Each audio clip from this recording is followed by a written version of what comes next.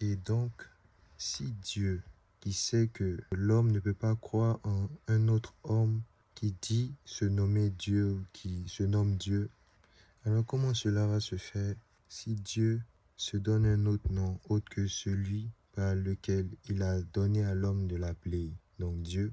S'il se donne un autre nom autre que Dieu, ce serait un mensonge. Alors comment cela va-t-il se faire pour sauver l'homme du péché? Parce qu'il a créé l'homme saint sans péché. Adam et Ève ont été créés sans le péché. Ils ont été créés purs et saints. Dieu n'a pas créé le péché ni la mort.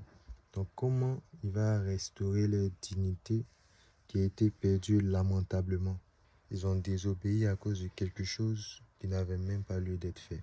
Parce qu'il ne manquait absolument de rien.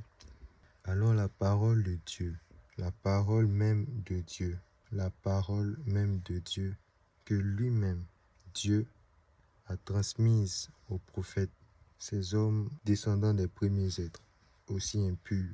Cette parole-là, comme elle provient de Dieu, elle est sainte, elle n'a pas été créée, elle a toujours été là, parce qu'elle provient de Dieu. Cette parole-là a été engendrée. Cette parole est sortie de Dieu. Cette parole se nomme aussi le Verbe de Dieu. On l'appelle aussi le Verbe de Dieu. Et donc, cette parole, autrement dit le Verbe de Dieu, cette parole qui a été donnée par Dieu à ceux-mêmes, ces autres hommes qu'il a lui-même choisis pour annoncer aux autres hommes pécheurs comme eux, cette parole s'est incarnée.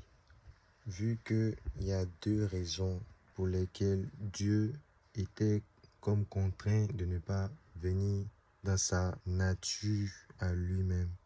Jésus, le Verbe de Dieu, qui vient de Dieu, qui est saint, qui n'a pas été créé, donc qui a toujours été, c'est lui alors qui s'incarne. Et il s'incarne vu qu'il vient délivrer l'homme du péché commis par les premiers êtres. Ce Verbe de Dieu se nomme Jésus, qui signifie